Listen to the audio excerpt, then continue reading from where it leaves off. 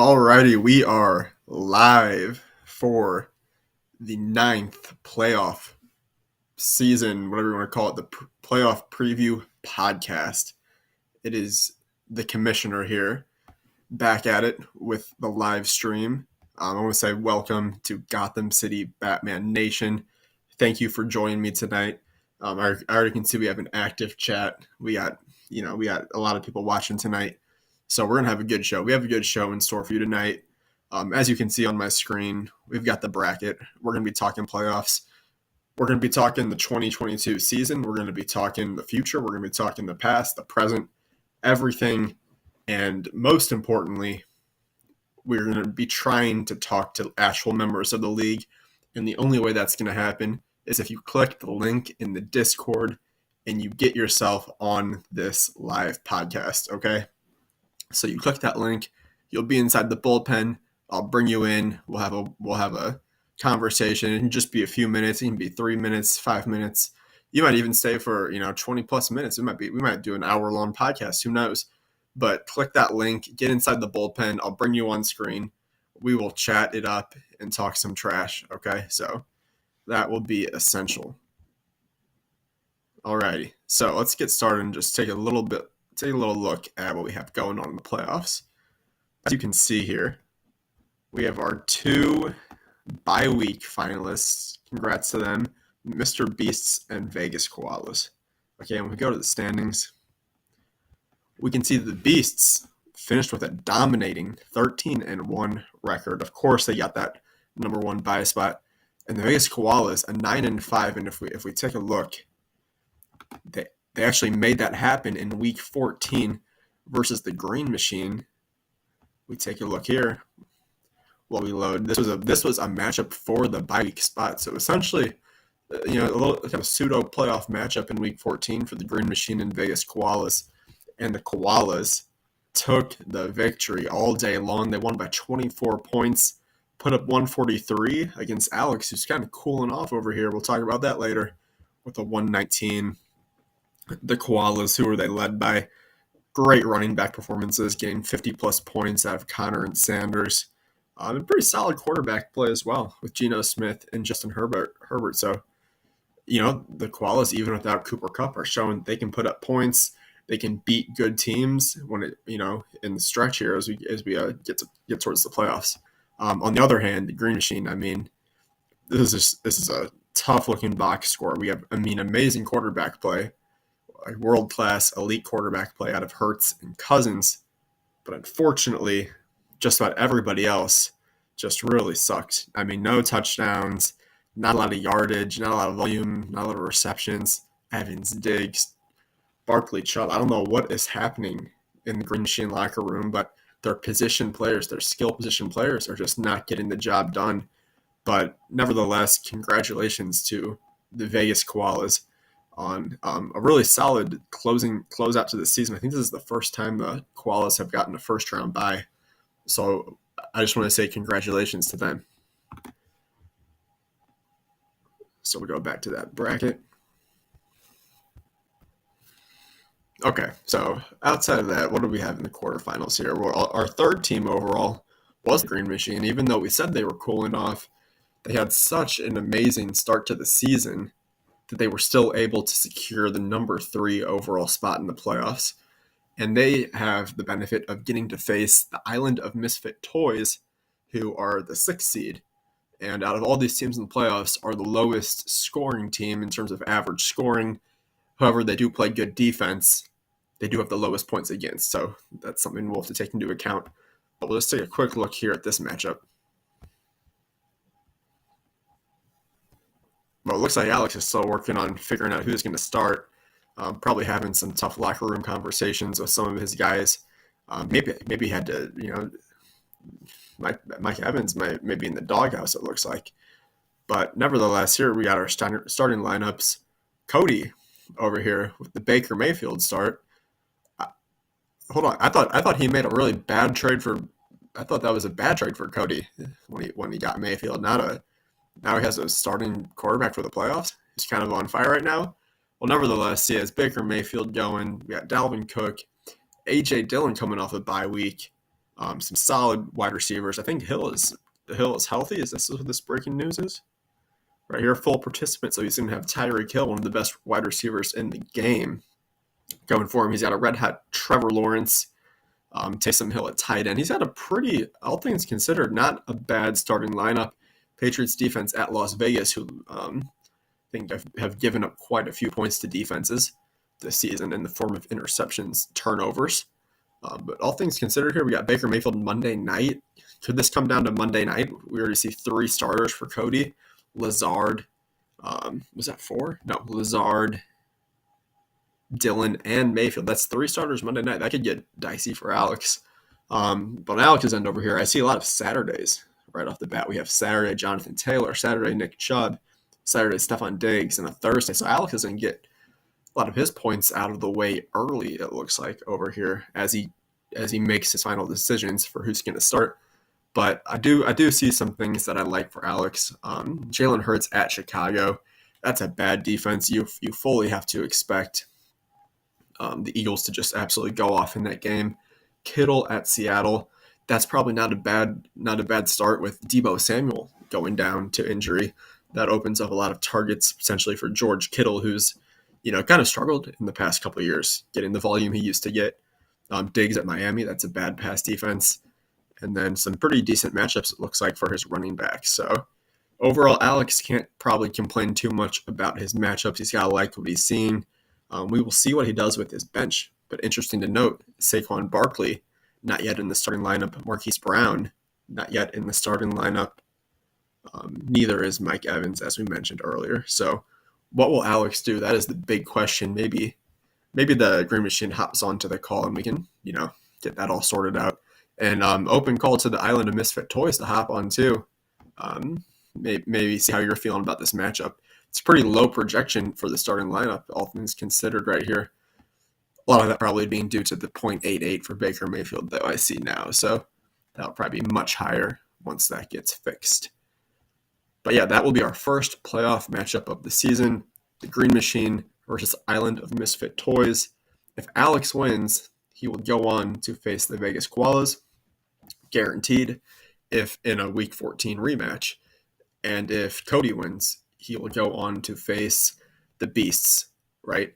And one other thing I want to note about this matchup, same matchup happened last year in the playoffs, and you guys already know what happened. The upset, the surprise victory, the Toys went on to the semis. Will the Toys do it again? Let me know in the chat what you think. Are we are we putting the money on Toys or the Machine? I don't know. History would tell us the Toys, but we'll have to wait and see. Okay. Now the moment everyone has been waiting for, of course. We have the second quarterfinal matchup. And this one will be between Krispy Kreme and yours truly, Rye Bread. Okay, so let's just get into the history of how this happened real quick. As if we go to standings, you will see that Chris right here is ranked 4 and Rye Bread ranked 5. However, that doesn't tell the true story of how this matchup came to be, because Rye Bread was actually number 7 as of, I think, week 12. I fell back to 7. Right. Everyone was counting me out of the playoffs. They said my team was toast. I was stale. And what did I do when I had to face 2 straight teams who were trying to take my spot in the playoffs? I had to absolutely beat them down. We can take a look right here. Week 13, Rye Bread versus Mun Dynasty. Mun Dynasty was on a heater, a 6-game win streak. What did I do? Beat them by 42 points. Who went off? Christian Watson, Christian McCaffrey, P. Ryan, 49ers defense. My team absolutely came to play. And sorry, Shinmu, it was a cute run that you had trying to make the playoffs, but you're not going to beat a vet in week 13. Sorry to say. Week 14, what happened? Well, I'll tell you what happened. We had essentially a playoff game between myself and Austin, Mike Vick in a box. Again, both 7. I think we were both 7-7. We were both 7-6, I should say, and we were playing essentially for the last playoff spot. So this is a playoff game. You win, you go on. You lose, you go home. And Austin's a tough team. Austin's made the playoffs. Austin's won a championship. But Rye Bread, I mean, just take a look at this beautiful graph right here. We got off to an early deficit, and then 3 o'clock hit. Probably about around halftime into those games, my team came to play. We took the lead, led by McCaffrey, Jerry Jeudy, Brandon Ayuk, Niners defense, all the same guys basically. So Rye Bread put themselves in the playoffs successfully. Surprise, surprise. CB, on the other hand, has kind of had the whole playoff spot locked down for a minute, from what I believe. We go back to Chris over here. We can even take a look at his schedule. Chris had a nice season in terms of points for, and I'll tell you this. Early in the season, you guys can go back and rewatch I don't know what we called it. Maybe it was the free agent draft preview podcast where we had the panel. I asked several questions about the Creamers, and the consensus view among the panel was that the Creamers could maybe win 1 or 2 games on the season. Like, we thought they were going to be the worst team in the league. Well, I should say second worst team in the league. And we all know who number one would be there. But we thought the Creamers would be a pretty bad team. And what did they do? They went on to, I'll show you, score a lot of points, basically. Here we go. Opens up the season with a tough loss, 160 to 210 to his older bro. Then goes on a 4-game winning streak, loses 1. There's a couple more, kind of 50-50 the rest of the season, but overall gets himself a nice record of 8-6, guaranteeing the playoff spot. In terms of points for, you will see that Chris is the 3rd overall team.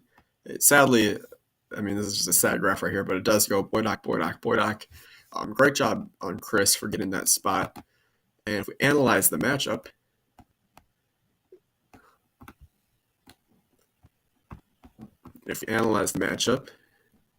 our projections for this game, I mean, this has to be the game of the week, guys. When you look at the projections versus the other one between the machine and the toys, we're looking at 162 to 151 according to the algorithm over here.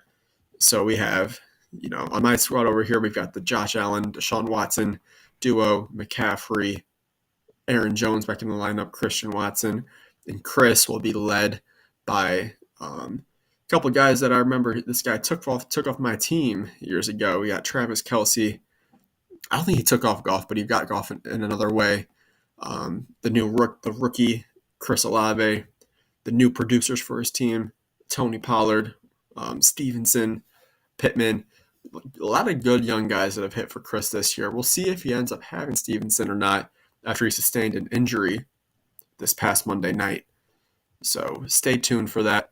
But Chris will pretty much be full systems go. Besides losing Dameon Pierce last week, I think he's going to be out for a week or 2. So if Chris does move on, he will likely get Dameon Pierce back for the semifinals and possibly the finals if he makes it there as well. But overall, I mean, 2 relatively healthy teams. Matchups not bad all the way around. I mean, Jared Goff might have a tough time going into New York. Over here, wide receivers might have a tough matchup on my end. Jeudy, losing Russell Wilson might hurt a little bit. But I think we're going to be relatively evenly matched going into the quarterfinals. So let us know who you think is going to. I'd like to see the Krispy Kreme Sportsbook official lines. I think that'll be very telling, especially coming from someone involved in the matchup on what we think this is going to look like in Vegas. Would like to see a nice little spread here, maybe a money line.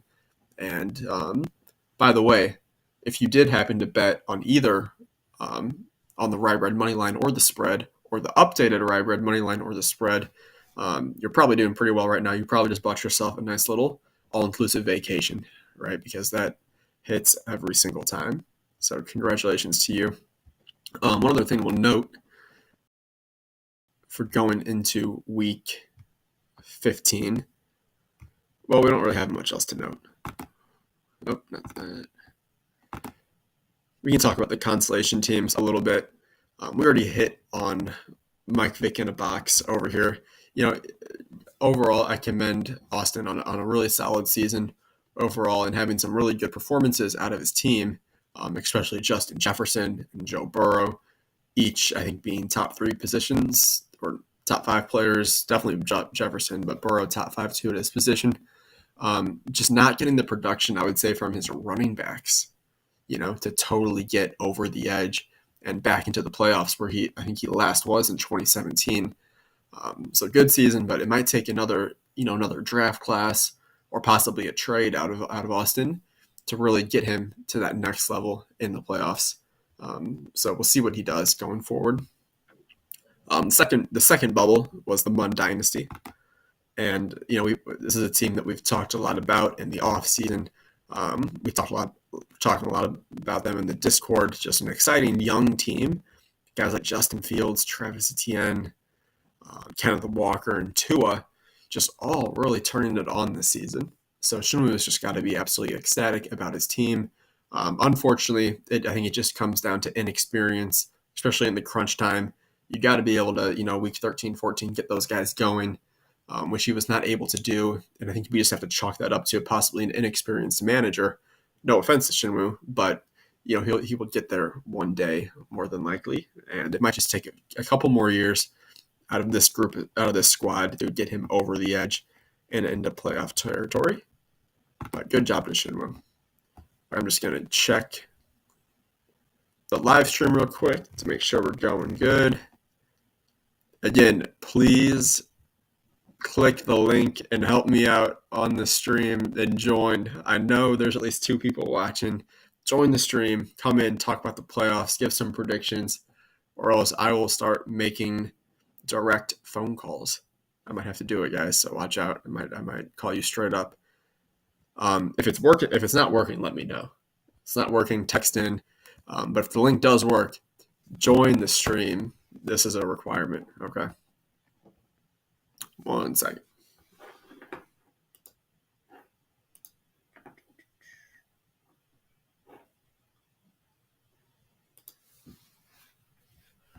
Okay. Who else do we have to talk about? Consolation bracket. All right, so Austin and Shinmu get the buys in the consolation brackets. Great job, fellas. And then the third team is actually the Heroes Dynasty Deserves. Interesting team. Okay, interesting team because we go to their season. Heroes, there they are. And we can see, man, start to the season. 2 sub one. Am I on the right team? Yep, Heroes Dynasty Deserves 2 tough losses. I'm getting a couple of wins right here, but then, man, 4 of our first 6 games going sub 100. Does not look good. 1, 2, 4, 5, 7. Starts off 2-7 after everyone was predicting the Heroes would be a playoff team. I mean, several people predicting they'd be the champion from what I heard in the offseason, or at least a top contender. Rough start to the season. But kudos to the Heroes. They turned it on later. I mean, they wish they could have had this performance at the start. They wish their players could have been firing like this at the start. But unfortunately, they could not get there. I don't know what exactly is going on in that room. A lot of talk, of course, about not being able to make the playoffs. But the biggest issue, is all the injuries on the team. I don't know if they'll have to hire a new personal trainer in the offseason, new injury recovery specialist. But they obviously have some work to do on the back end in terms of the players' recovery and injury prevention. So we fully expect the Heroes to make some moves in the offseason to address these concerns. And then maybe at this point, once they make those switches, we'll start seeing the Heroes, really vying for a playoff spot and having that consistency throughout the year. The one thing that they've been lacking, right? We've seen the Heroes go on huge win streaks to start the season and then get cold. This season, we saw them get super cold, and then there's something. Never mind. Seeing them super cold later on, or cold in the beginning, hot later on. So we'll see what happens with them. But the Heroes will be once again in the draft lottery. So congratulations to the Heroes. Okay.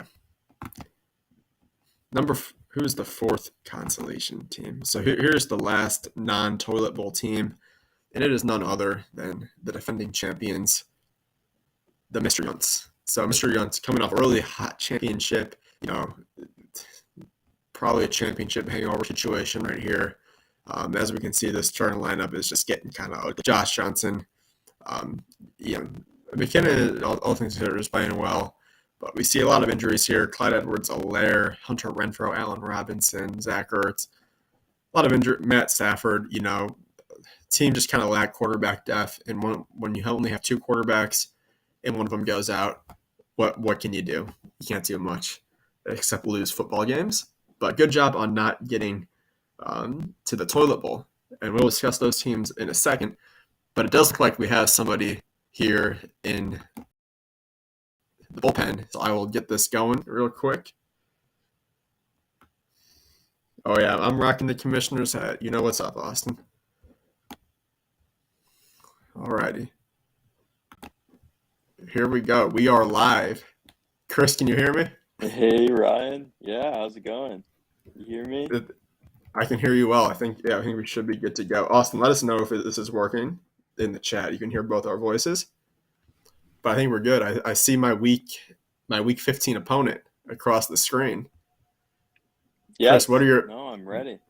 what are your initial thoughts on the playoffs? Give me the breakdown of our matchup as well as maybe some other thoughts on the other guys. Absolutely. I did not want to play you. That's so I was rooting for the Green Machine to pull through in that matchup. Maybe I could have done a little more in the 3 seed playing Island of Misfit Toys, but uh, I mean, I got to beat everyone if I want to make it. I think me and you are kind of in the same similar spot. We got to run through the gauntlet a little bit, going through Green Machine and the Beast, but I think I don't know. You never know. So, but I am not liking that Damian Pierce and Ramondre are looking rough. I'm happy I have Rex Burkhead to back me up, but it kind of hurts losing. Those have been my main two guys, at least for most of the year. So that one hurts. And your team has some pretty good matchups. I don't remember who Josh Allen's playing, but I like him in that one. Miami But on Miami. Saturday. Yeah. Mm-hmm. Yeah, I could see a little rushing touchdown from him at some point. So we'll see. Divisional matchup, you gotta like it. Um, I agree with your analysis. I think if there's one thing me, you, and your brother were hoping for on this past Monday night, it was a matchup with the Island of Misfit Toys in week 15. Absolutely. Absolutely. I mean, I I do have think, to give Cody some credit. The guy just makes the playoffs. He hmm gets 8 wins in the regular season, so he's doing something right if you make the absolutely. playoffs. And Got to last get year there. he's undefeated in the quarterfinals, so it is a little scary. But at the same time, I mean, the guy could be 2-12 with that amount of points scored. That You know is what I'm so saying? fair. That's so fair. But no, I think his team's so streaky, hit or miss. So you never know. You never know. He won't be a favorite going into it, but you can always bet on him if you want. Speaking of betting, we did see some fresh lines, week 14.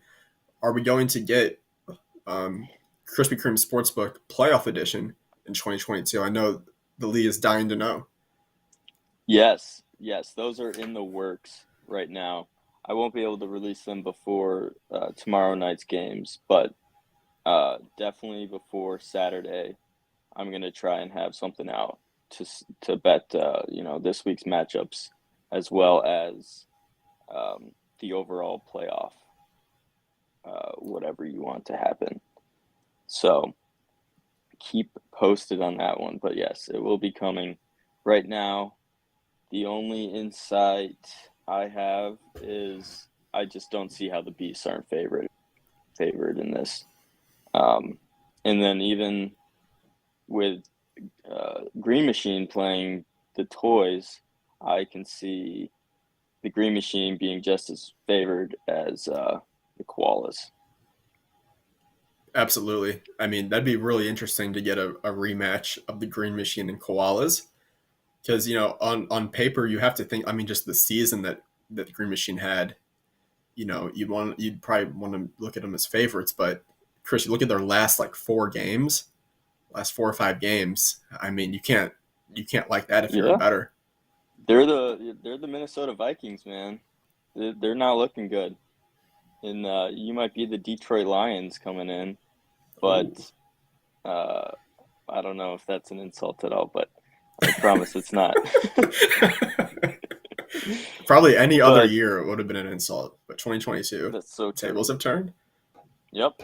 No, absolutely. I think it'll be really interesting how it all plays out. I think um, I think there's 5 teams who could win it. Yeah, I agree. But we have Austin in the chat. I don't know if you're watching the chat. Austin does acknowledge that Cody does play shutdown fantasy defense. Hey, that defense wins games. So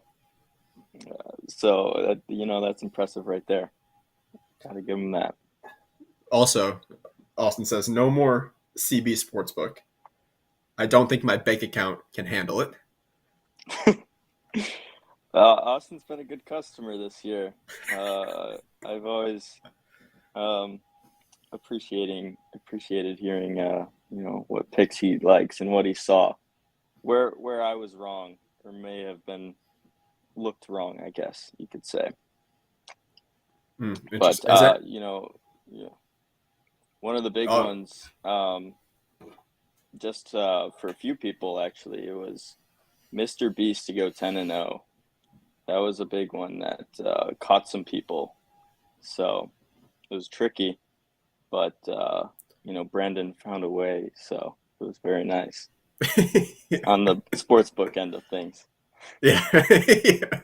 Unfortunately, not in the real life fantasy football side of things, Yes, yes, which he has not yet got the hang of. But good to hear he's hanging in on the sports book.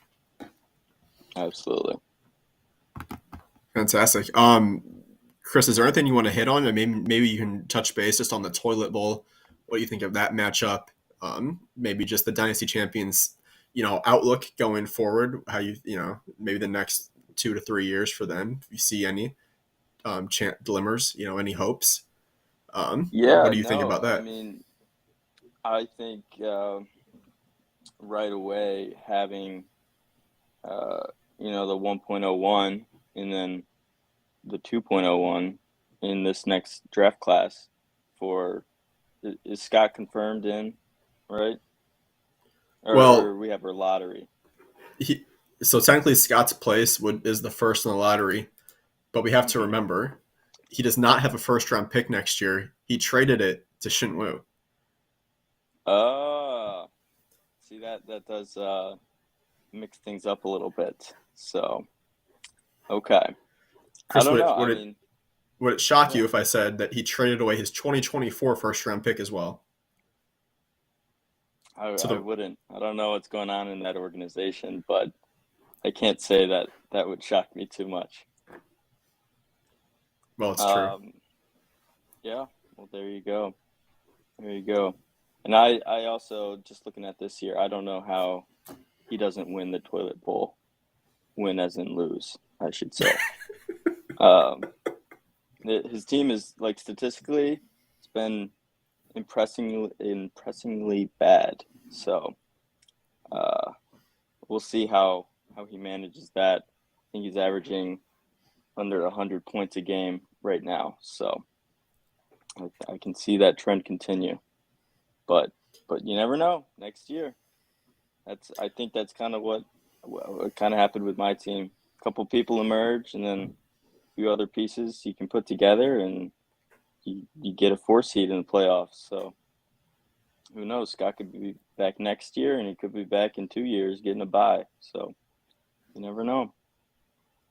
That's a good point. And I don't know if you heard this, Chris, but I have heard speculation word on the street that every day for breakfast, lunch, and dinner, Scott is only eats waffles, and just in preparation, getting his stomach ready to go for the 24-hour Waffle House situation.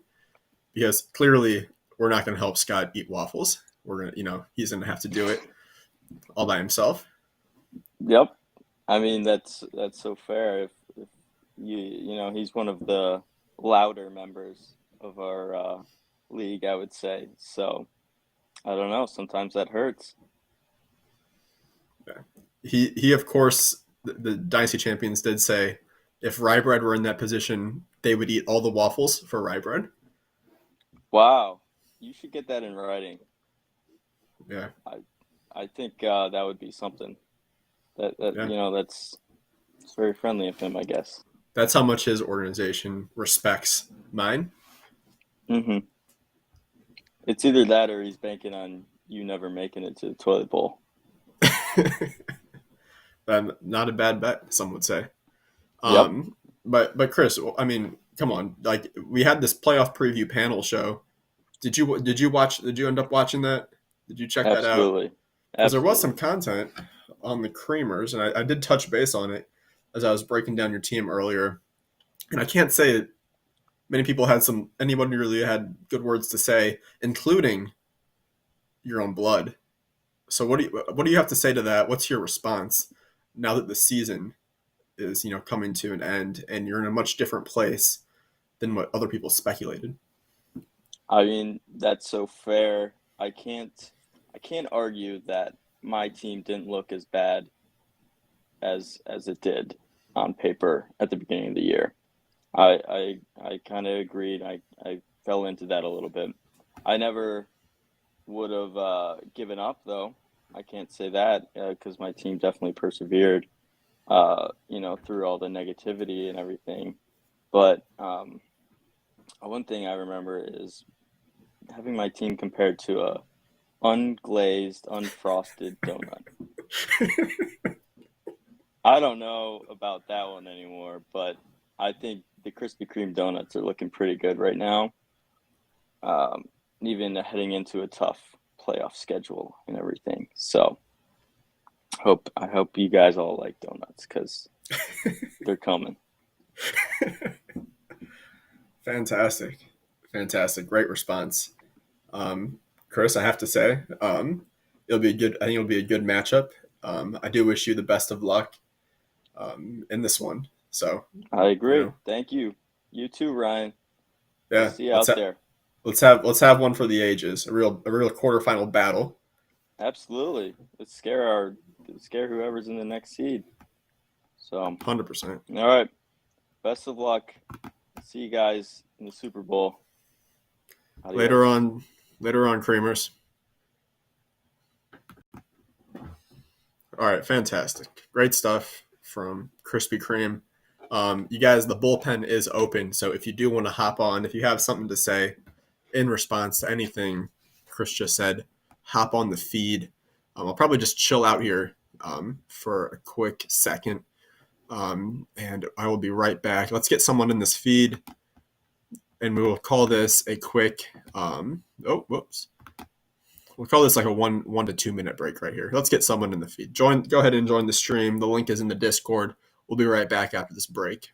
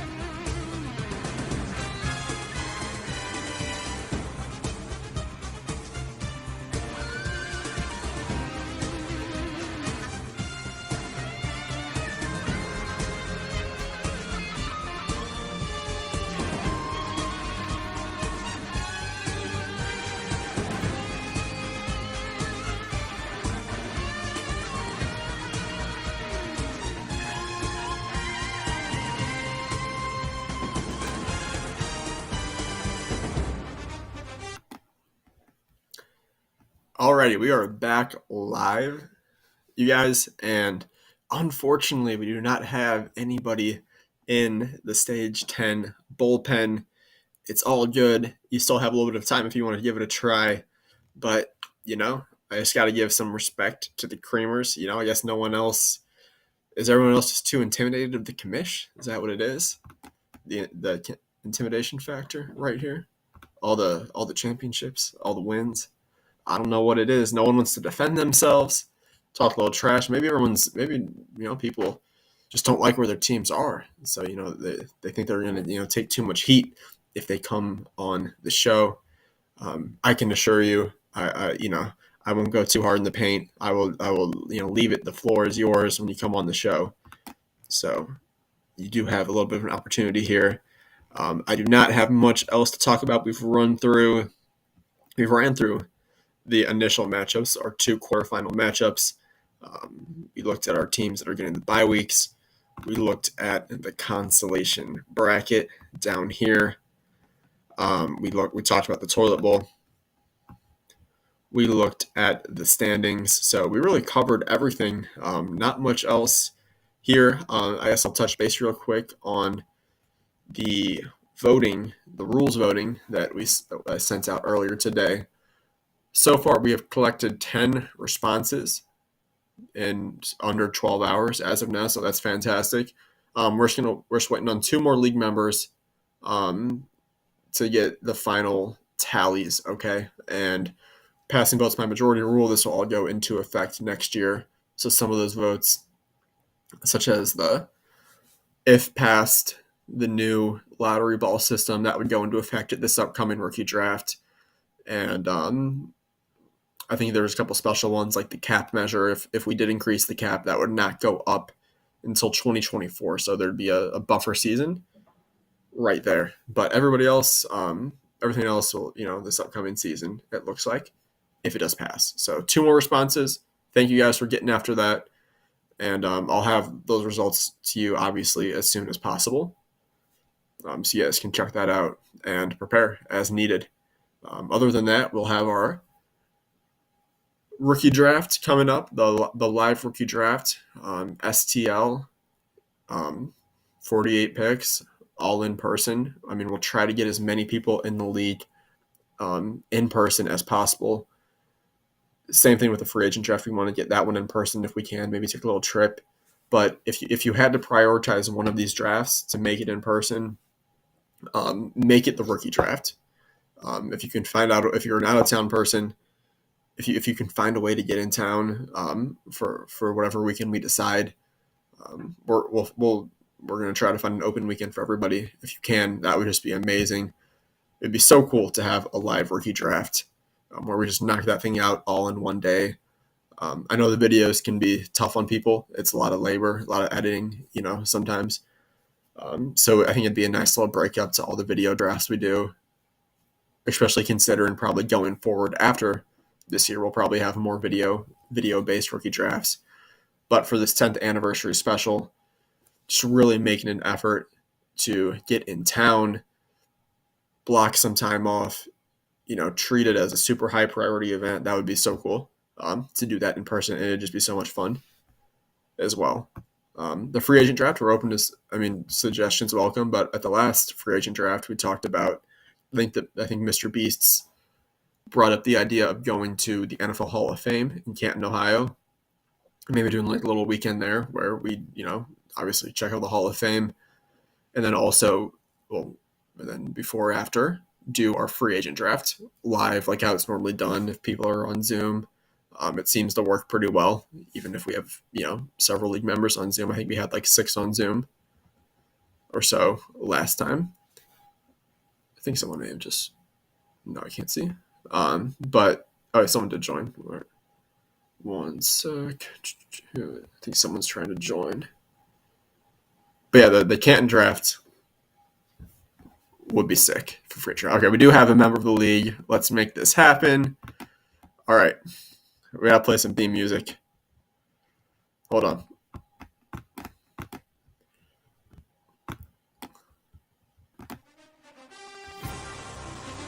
All right. Joining the commissioner here, a very valued member of the league. Some would say the future of the league.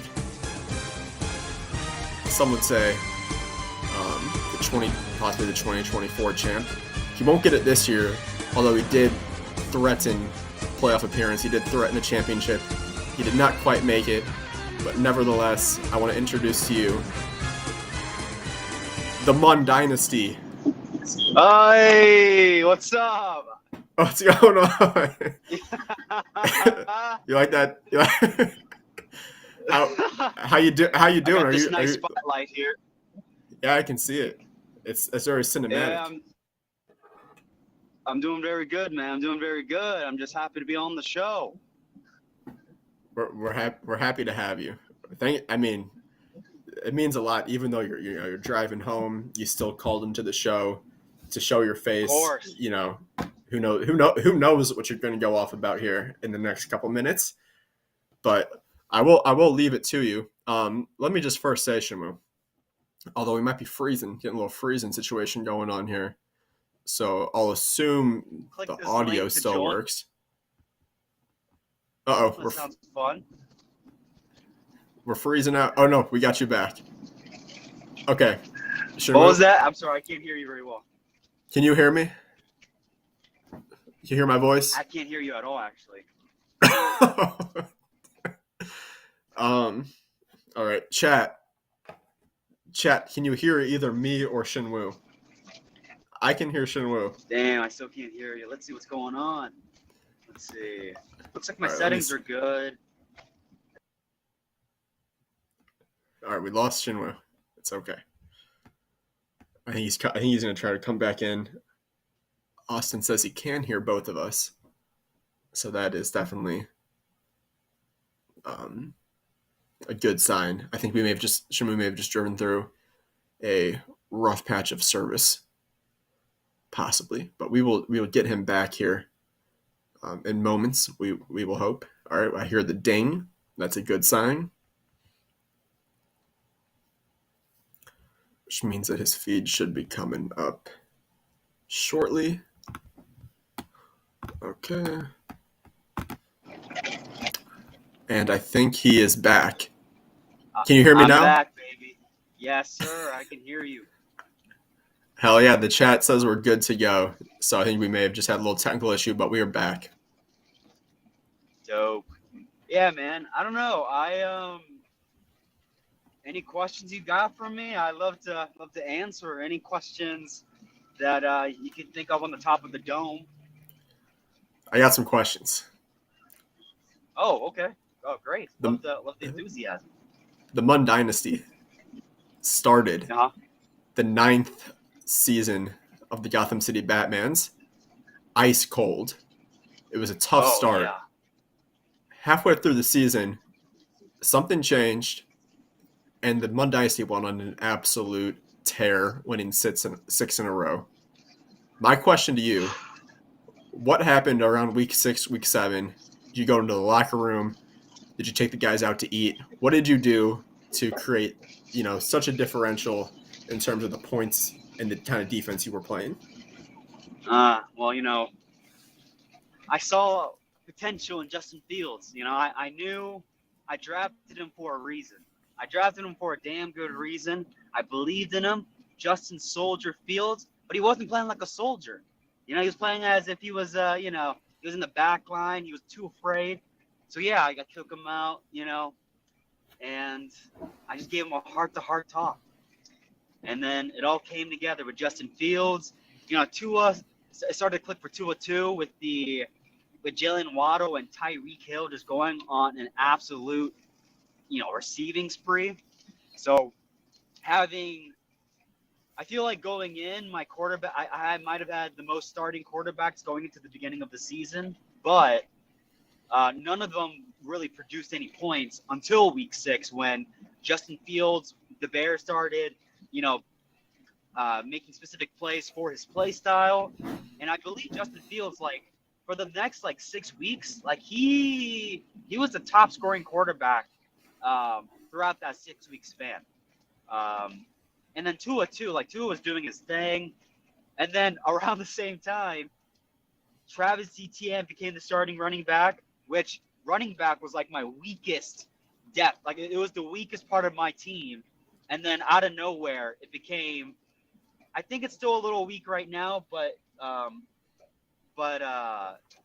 excited to see what happens next year if I draft another running back, so I can fill up that depth.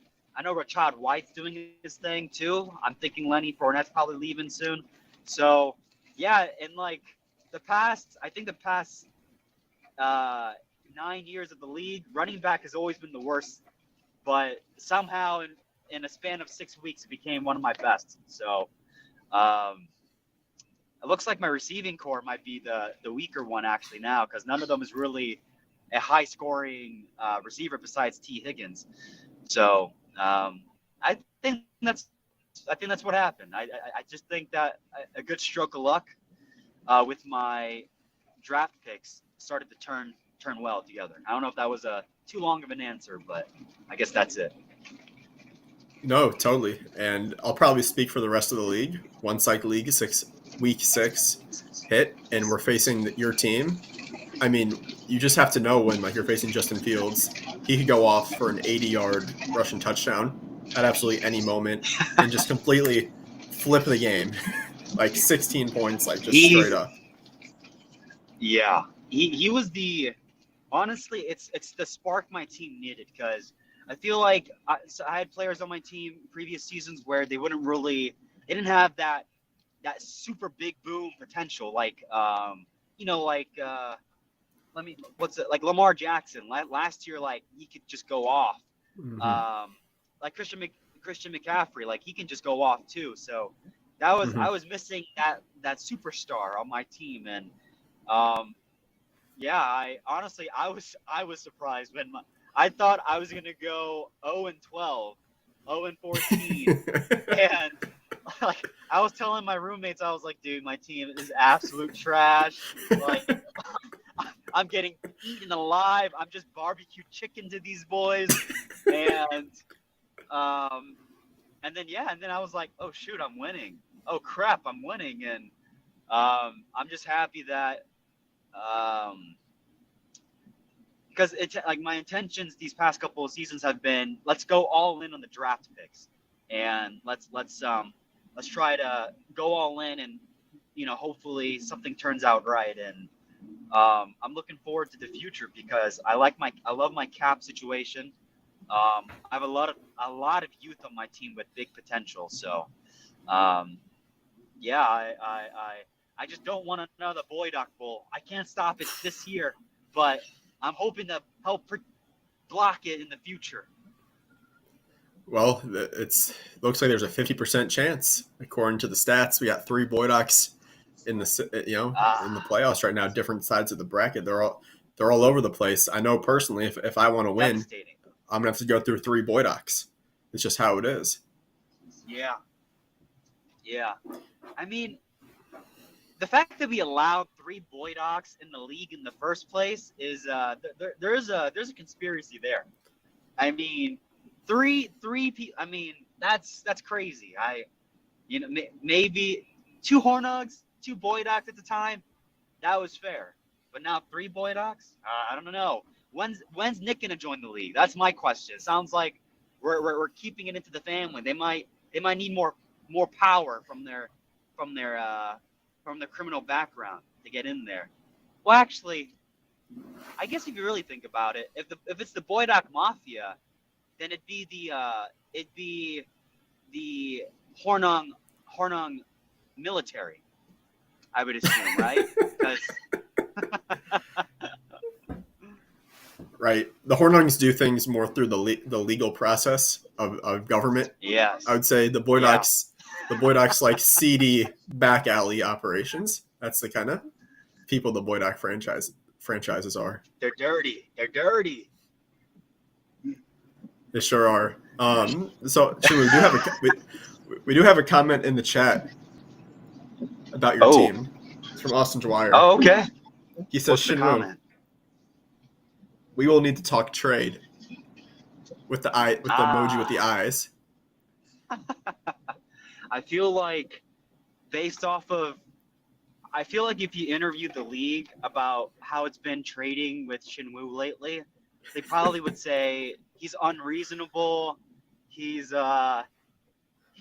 you know, I think I was talking to Scott for a little bit, just like I was trying to get like a running back to fill up that 1 week where I had no starting running back, and with Scotty, like I wasn't willing to give him a 3rd round pick for like one of the like Kenyon Drake or something, and I was like, I'm not going to give you a 3rd round pick or a 4th, or I think it was a 4th round pick I would give him a 4th round pick maybe 2 years from now. And he was like, I want your 4th round pick like upcoming year. And I was like, I can't do that. And I think he said, dude, you owe, no, he didn't say I owed him, but he was like, he mentioned a previous trade where it was like, he gave me 3 first round picks for Dalvin, Amari, and I think other stuff like that. So he brought that into the mix, and I couldn't argue him again, like with that argument. And I think with Austin, like he was trying to pawn off Melvin Gordon, and I wasn't willing to give up a 4th round pick. I wasn't willing to give up a 3rd or 4th round pick. And it turned out good because literally the following week he got dropped by the Broncos. So let me just. What's this whole thing? What's this whole thing with teams trying to pawn off a player that's about to get cut, a player that's 37 years old, a player that's injured, that has a $45 contract? What's the deal with that? What's your reaction when someone offers you a player like that? It's ridiculous. Like why would you offer me that? I mean, it depends on who you're trading with, right? With me, it makes no absolute sense. Like the argument of being like, you have cap space. It's like, yeah, I have cap space for a reason, you son of a gun. I did it on purpose so I can plan for the future. I don't want that old-ass receiver on my team or a quarterback. Yeah, it doesn't make any sense. But hey, he's playing the game, all right? He's got to play the game. I respect it. He can't have it any other way. But yeah, I don't like these these trade offers where where I have to give up a 4th or a 3rd round for a backup running back, a backup to the backup running back. I don't like that. All right, Austin is trying to defend himself here. He does say, hey, Gordon was getting great fantasy points. He got cut after 3 straight 10-point performances. Oh, but Ryan, let me tell you something. I suggested he would have won this trade, by the way. But my original trade off for Melvin Gordon was to swap 2nd round picks for this upcoming rookie draft. To swap 2nd rounds, right? It was an interesting idea. I don't lose a full draft pick, and it's like a little gamble. And personally, Austin Dwyer had a more complete team that was scoring more points than me. So I thought it was a fun gamble I would have lost a gamble as soon as I'd done the trade, so I'm glad he didn't take it. But sounds like he missed on a good opportunity there. So you're saying that the Mike Vick in a box did not believe that they would finish with a higher record than the Munn Dynasty? Well, if we're looking at the facts and we're looking at exactly what happened, I offered him a trade and a gamble in which he would have to bet on his team doing better than mine, and then he declined it. I would have to assume that is the reasoning behind it. Sounds like a juicy story that's only going to grow in the offseason. Yo, Ryan, but I think your journey, I don't know if you talked about it earlier, I was at work, but dude, I love it became a little spicy for you these last 2 weeks. I'm sure my team maybe scared you for a little bit, not until, and then it stopped scaring you after the second series of games were starting at 425 or 325. But yeah, impressive stuff, man, because I like Austin's team. And Austin has an intimidating team, and it's not an easy matchup. So having the spicy last 2 weeks to get into the playoffs, I think, must have been a really fun, probably one of the more fun experiences of your path to the playoffs in these last couple of seasons. Exactly how you said it. Fun mixed in with the perfect amount of stress. Because what happens is every set of noon games, bad things happen at noon, and it just sucks. And then lately, I just get bailed out at like 4 p.m. Central Time every week. Yeah. By McCaffrey, Ayuk, like whoever's playing, they just straight of bailed my ass out of taking a loss. So it does feel good, but I know, like man. what I've been telling these fools up in the stream, when you're a team with that playoff experience and you're coming down to the wire, it really comes in handy. Weeks 13, 14, when you got to put up some points, it's all about that history. It's all about that expertise that comes into play. But your team definitely scared me. You were getting hot, but I think you just got hot a little bit too late. Because you were bound to cool off a little bit, and it just happened right when you were facing me, and then also in your week 14 matchup too. But what keeps me going is seeing 3 Boydocks at the top of the scoreboard, and is the Island of Misfit Toys going to stop them? Is the Vegas Koalas? I gotta be honest. I like Cody a lot. I love the team name. It's a great team name. I think it's one of the best team names in the league. Cody's a great guy. I'm happy. I saw he has a girl in the Instagram. We follow each other through there. I'm happy for him, but man, I guess his schedule was really easy this year. I think even my team has more points scored than his team. I don't know. Maybe I didn't look at it properly, but it's Isle of Misfit Toys and also Misfit in the playoffs too. Maybe who knows, right? But I think Austin got a little what's the word I'm looking for? I can't think of the word, but I think Austin deserves a playoff spot. And if I had to say who deserves it more than the other person based off of the team, I gotta give it to Austin Dwyer's team over Cody's. But hey, I think it's impressive that Cody's made the playoffs twice. So he's 100% right now, right? Yep. 2 straight back-to-back 8 and 6 seasons going into the playoffs. Last season, he wins his quarterfinal matchup against Alex. Yeah. This season, he's got another quarterfinal matchup against Alex.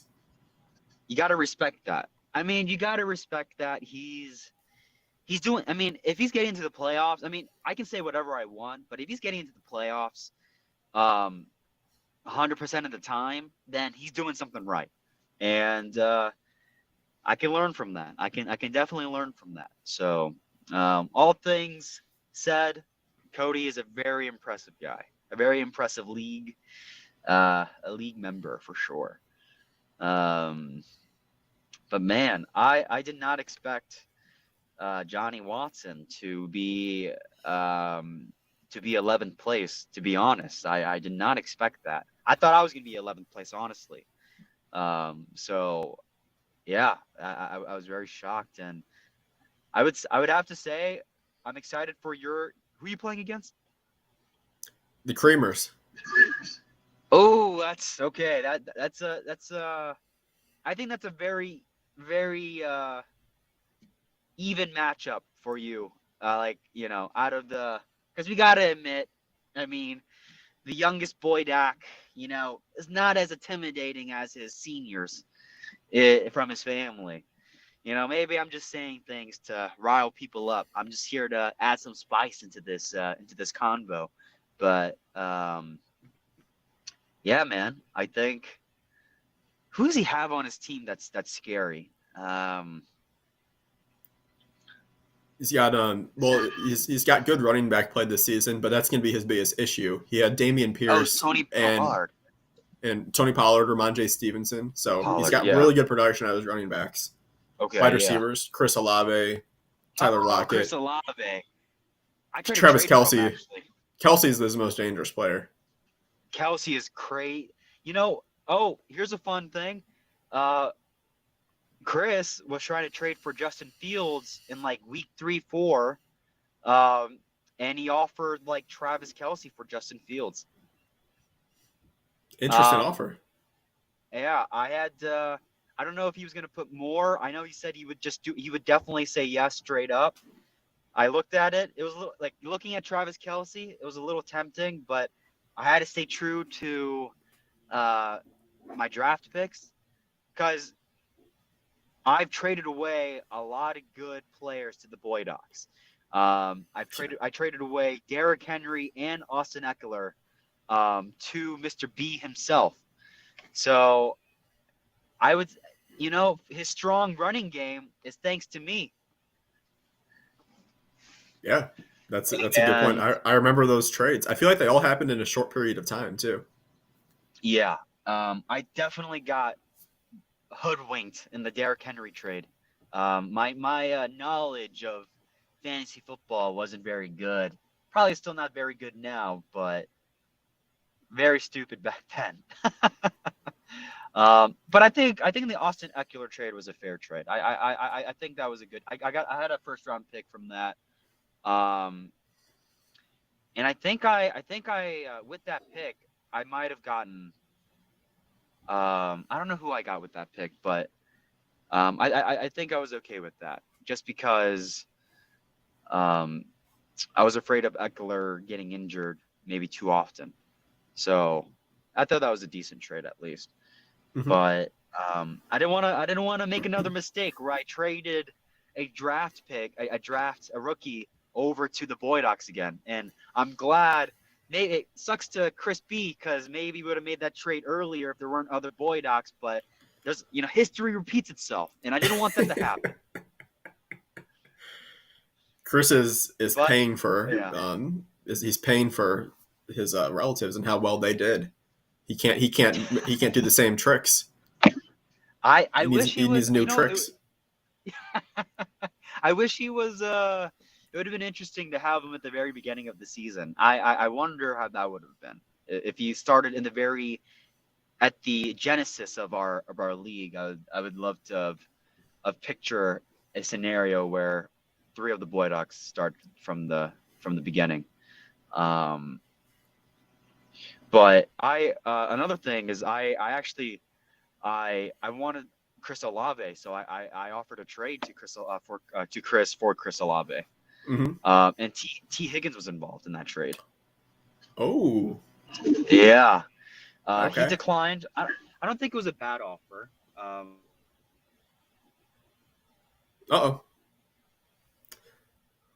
We lost the Mun Dynasty, but I do believe I just heard them call back here, so we will get the Mun Dynasty back on shortly. Definitely, getting some good inside information on trades, spilling the tea, as they would say. All right, we got him back. The Mun Dynasty. Hey. Yeah, I was trying to look up if I exit the app to look up the trade, it kicks me off. So I'm not able to look up the trade right now, but I think it might have been. I might be mistaken. I think it was like T Higgins, and maybe our first round pick, like a little bit further down the line for Chris Olave. I think that might have been the trade. Maybe there was other stuff involved too. Maybe it wasn't that good of a trade for Chris, but the core was T Higgins for Chris Olave. But he loves Chris Olave too much, so I wasn't able to take him on to my team. But I definitely would have loved that. It's hard to pry first round draft picks off of teams, is what I've noticed. Yeah, that they recently selected. Yeah. It is a difficult task, but I mean T Higgins is the real deal. So a little surprised that one didn't go through. Yeah, in the end. I'm hoping. The Jalen Waddle pick still kind of haunts me a little bit because the reason why I didn't draft Jalen Waddle over because I had to pick between Devontae Smith or Jalen Waddle during the rookie draft, and I Hmm. picked Devontae because I didn't want to have both Tua and Waddle on my team. Right. But that was a huge mistake. I definitely should have drafted Waddle over Devontae.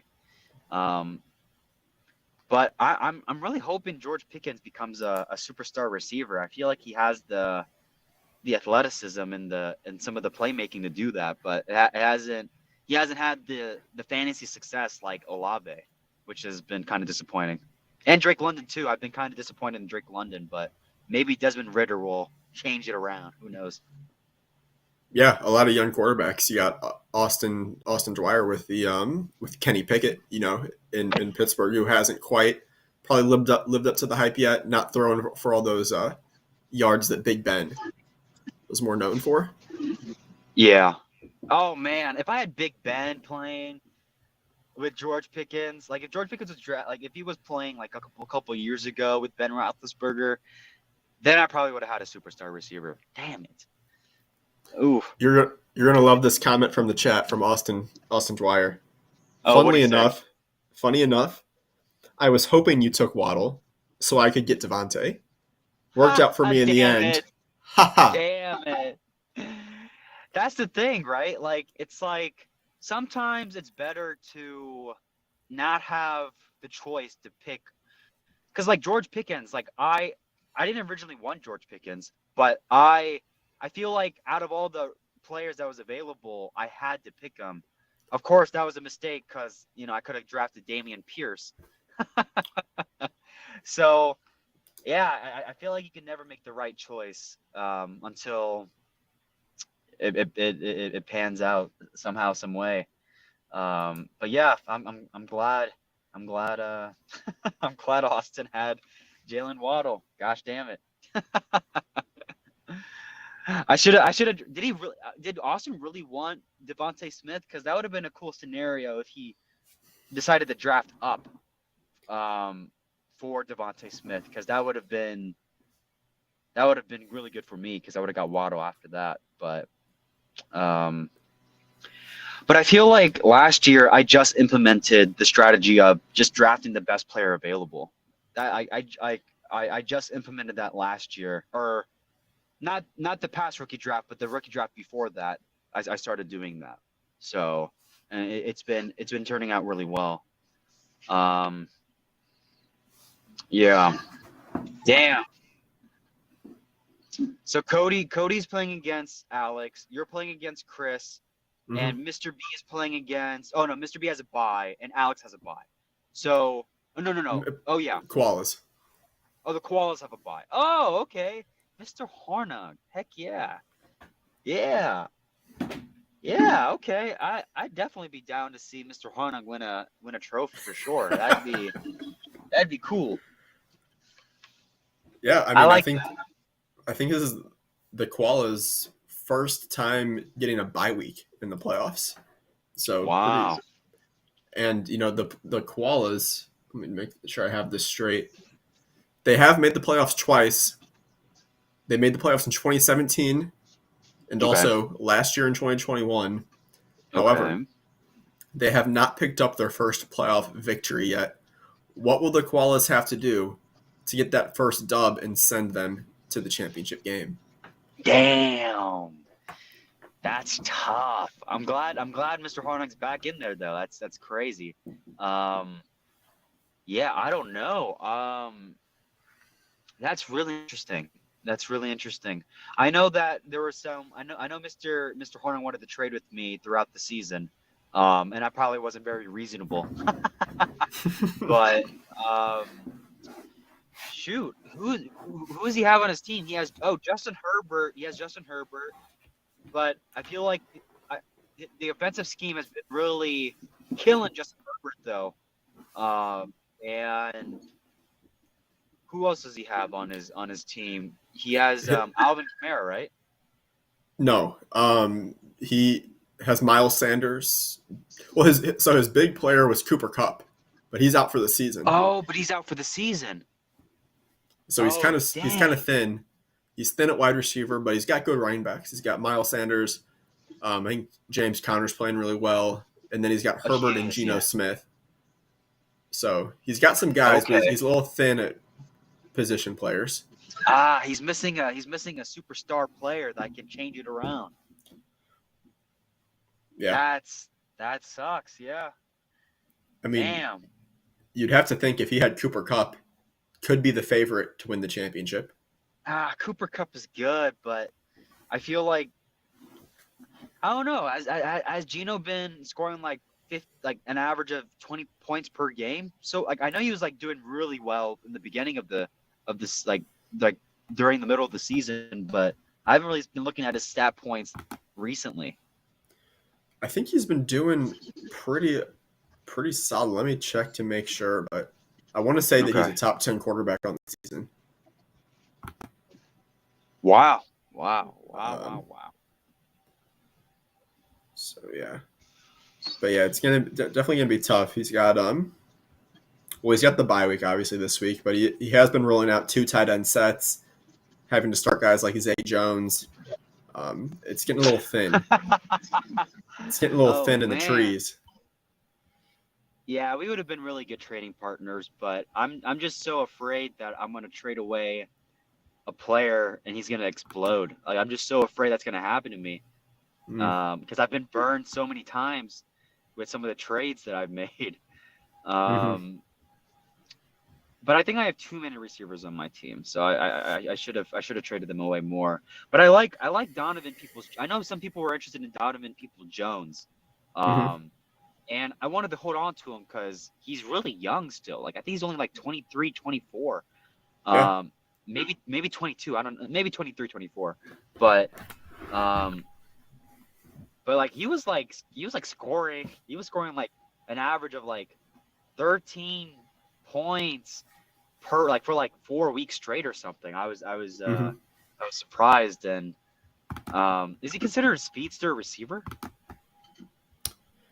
I don't. He's probably decently fast, but he's a tall guy that can stretch the field for sure. Yeah, that's big what body, it is. kind of tall.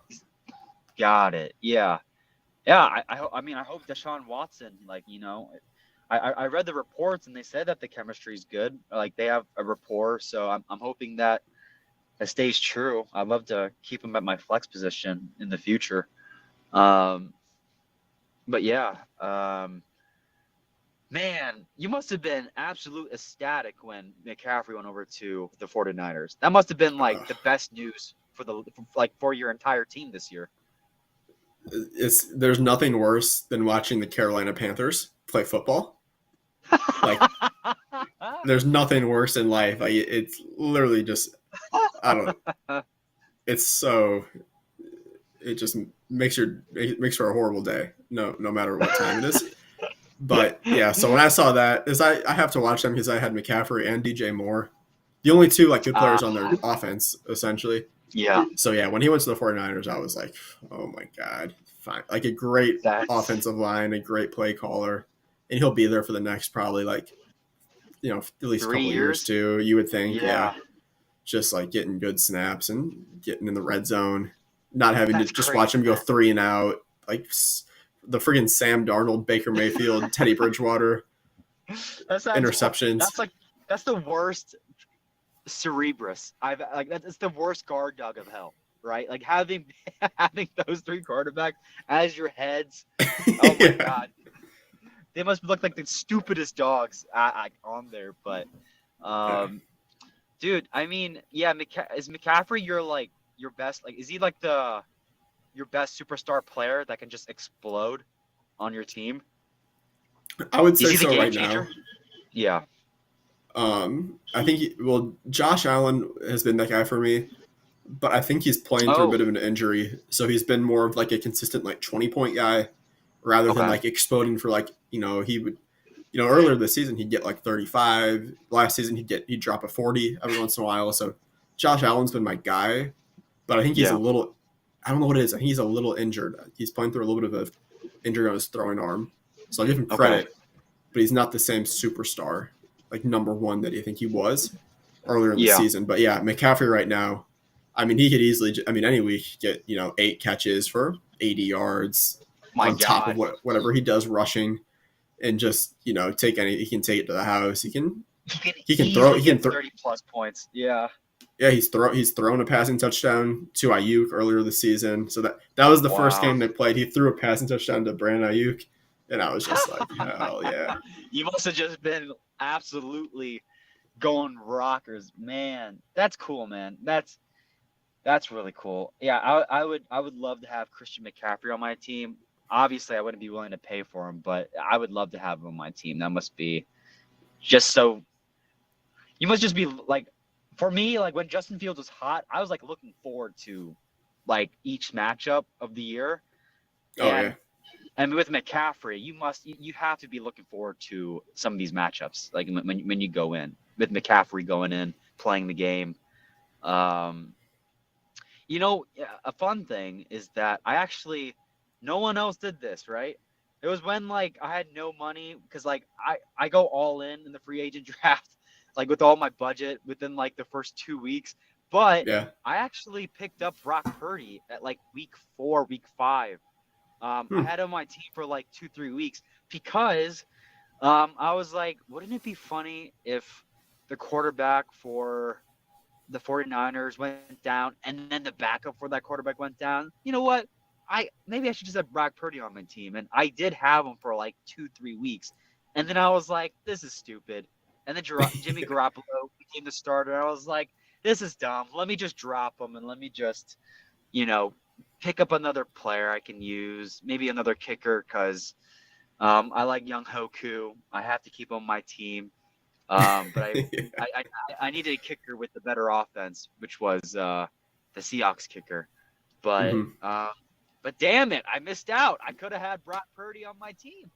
Not that it would have helped me at all, but it would have been a fun, kind of like a fun, like I read the future, foreshadowing, and Yeah. that would have been cool. It would have been nice because he's, I mean, all things considered, he looks pretty good. Brock Purdy, Yeah. who's currently on the Dynasty Champions. And Mun Dynasty, I did want to bring this up. Some old trade talks that I once heard about between the Mun Dynasty and the Dynasty Champions. Okay. I heard word that last year the Mun Dynasty offered the DCs a couple first rounders for a guy who was the number 2 overall pick in the NFL draft. Very hyped up quarterback that got selected by the New York Jets. Oh, Who had some fun in the offseason too. I heard yes. this. I heard there was a little trade offer there. What I don't know can if you I take me back to that day and then how you view that trade now? Well, I don't know if I offered, maybe I offered 2 first round picks. I think they were going to be like, I can't remember exactly. I think maybe I did offer 2 first round picks for Zach Wilson, and maybe there were some other pieces in there, but it was because I feel like I needed to make a bold move. And like, again, Tua was one of the biggest disappointments in his first 2 years of playing in the league. A huge disappointment. Nothing was going my or his way for those seasons. I had Justin Fields, but I believe he wasn't really living up to the hype at that point either. And my other quarterback was Davis Mills and Marcus Mariota. So like, I was like, maybe I should take a risk, and maybe Zach Wilson could be a quarterback that could maybe explode. I'm happy. I'm so happy Scott didn't accept the trade in any capacity. Oh my God, it would have ruined me. I'm so happy. Yeah. That's all I can really remember. I totally forgot about that. Yeah. That's what I'm saying. It's you're taking such a big risk when you're trading for, like, when you're trading players that can affect like trading players that have youth, that are skill play, like you're banking on the potential. It's so risky, and I think that's why it's so hard that's why it's so hard for us to let them go, especially if they've only played one season or haven't played at all. Is that because you're really hoping that they become that superstar player like Chris Olave or Mm-hmm. like Josh Allen or Patrick Mahomes. Like it, yeah. I mean, it seems like it's a consensus that everyone thinks that it's less risky to trade away those players that haven't proven themselves yet. It's less risky, overall, if you had to like do it all the time or none of the time. But yeah, I shoot, I had a thought, but I can't remember that thought. But um, yeah, I don't know. I'm excited for upcoming seasons. I'm congratulations to you making the playoffs. Congratulations to everyone that made the playoffs. It's hard to do, and I really wanted to see Austin in the playoffs. I'm not gonna lie. I thought he really deserved it. I thought it would have been a very I thought he felt like an ally, even though we were kind of competing against each other for the playoffs a little bit. He was kind of an ally. It kind of felt like we were partners though, because like we were kind of like underdogs in both reaching the play. It would have been a huge story if we both made the playoffs. Um, it would have been a crazy story. Um, but yeah, my idea about the two, honestly, I don't even think I like it. This two conference idea, like two conferences idea. Mm-hmm. I don't even know if I really like it. That's why I put a question mark at the end. I just wanted to throw it in the mix and see what other people's thoughts were. But I know in a different fantasy football league that I played in on Yahoo, like a couple years ago, Mm-hmm. they had this thing where like there's 12 teams, and there were two conferences, and you would you would play the people in your conference twice, and whoever the top whoever the top people were in each conference would get the bye, and whatever, and then however it works in. Yeah, I believe that's what it was. It was whoever the top people were, the top seed in both conference would get a bye, and then after that it was fair game, and whoever made the playoffs, like whoever had the best record at that point would make the playoffs. So, I kind of like that, but I also don't like it either. So I just wanted to see what people's thoughts were and if they thought it was a fun idea. Well, the interesting thing is, you said you played the same team in your conference twice in the season. Yeah. So, the interesting thing is, since you've just started talking, I've had several league members text me, put me in the same conference as the DCs. Oh, that's man. Everybody See, already wants to be they're saying, put me in the same conference as the DCs. damn.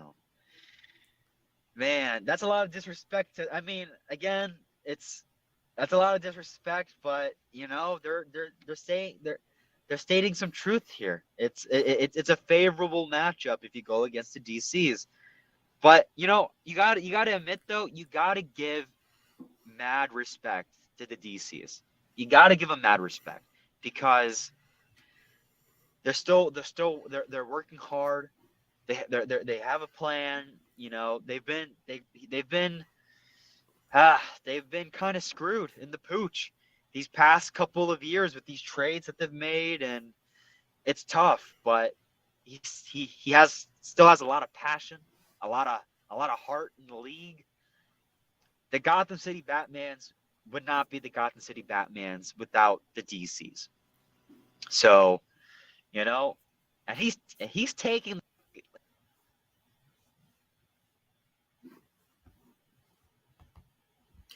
I think we just lost your audio, Shinwu.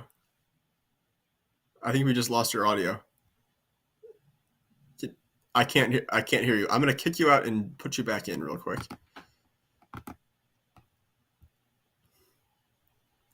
All right, getting Shinmu back here. Hopefully this works.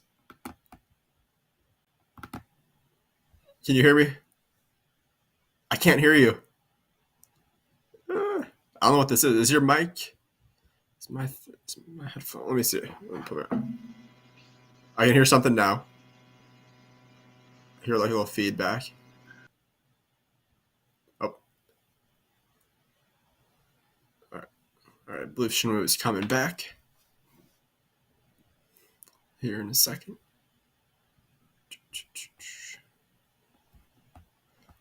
As a reminder, too, if you do want to join this live stream, as you know, we can stay on for sure a little bit longer. Click the link, especially if you want to respond to anything that the Mun Dynasty is saying. So feel free to join. And I think I just saw Shim. Oh, he's coming back. I'll put Shimon back on the stream here. But if you do want to join, there's still time. Go ahead and join, get in the bullpen, and I'll throw you in the chat. But here we go, back with the Mun Dynasty. Here he is. What's Can up? you hear me? What's up? I can hear you. I Yeah. can hear. I got you now.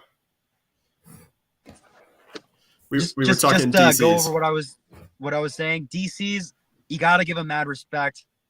They've been taking the trash talk, the backhanded comments, everything. They've been taking it, and they're still in the league. They're still fighting. I want to see them in the playoffs. They're they're an underdog. I love that kind of story, and I'm rooting for the underdog. I'm rooting for the DCs. I love to hear it. And the truth is that this offseason, they're taking private lessons with the Mr. Beasts in how to win in fantasy football. So Are they really? They signed up for private, yeah. So they'll have that going for them. So that'll be great. And maybe that can put them over the edge and get them, back into the win column in 2023. Wow. Okay. Hey, I'm just gonna say, a true man is able to, a true league owner learns from other league owners, and I feel like if partially a good part of the reason of why my team did as well as it did is because I learned from the Vegas Koalas.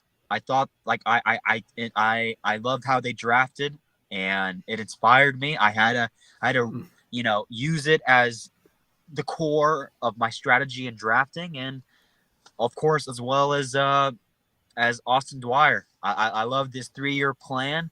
I love that. It worked. I was like, you know what? Let me do that too. They're great league owners, and you got to learn. You can learn a lot from each other. And if the DCs are truly taking a private class with Mr. Beast, you got to respect it. That's yeah. I would love to see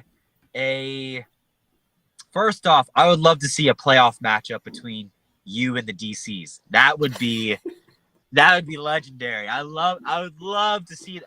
Honestly, I want to face Alex Boydock in the championship. I think that would be pretty cool as well. And yeah, I would love to see the Vegas Koalas versus Mr. Beast. I think that would be an absolute monster of a matchup. That'd be such a fun matchup for the championship. That'd be so fun. Just no Boydock Bull. No Boydock Bull. We'll see. I know the whole league is rooting against it, which means it's probably going to end up happening. But no, I'm totally with you on those storylines. The great thing about this league is all these storylines just keep developing. All these rivalries, and it just heats up. New things start. Old beefs get squashed. It's just fantastic. You can't beat it. No, you can't. I think I'm gonna hop out. I feel like I've overstayed my. I feel like we got to give other guests to come on in to give their beautiful insights. But Rye Bread, absolute pleasure. Thank you for having me on the show. No problem. I'll play you out with some music. Thank you, man. Appreciate that. Good having you, Mun Dynasty. Best of luck. Thank you. Going forward. Absolutely. Take care. Bye-bye.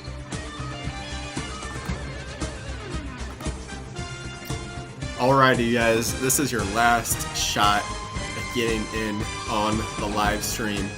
It's been a great live stream so far. Thank you to the Creamers. Thank you to the Mud Dynasty. If you do want to join, there is time. I'm probably going to stick around for 5 more minutes. And if you join, I would love to have you. I'd love to chat, talk some trash, respond to everything that you've heard so far today. So if you want to join, click the link in the Discord. I'll be here. But I'm going to go off screen, be back on at 10:05 with either our new guest or to possibly close things out for the day.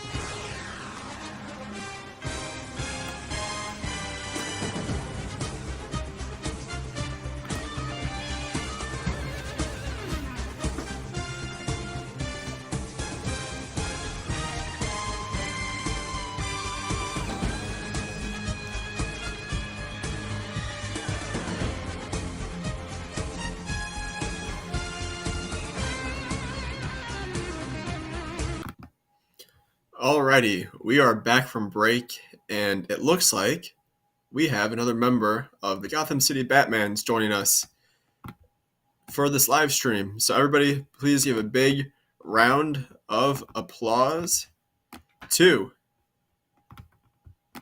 Mike Vick in a box.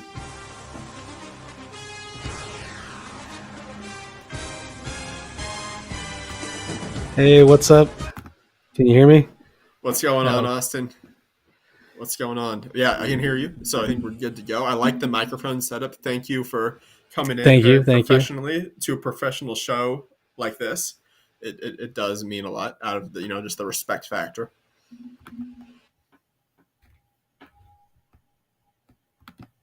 Can you? Oh, I think you're frozen. The mic looks good, but the Wi-Fi cut out. It might be my end. But Austin, I'm gonna kick you out real quick, and then we'll bring you back in. Okay, so boom. Let me see if we can bring Austin back in.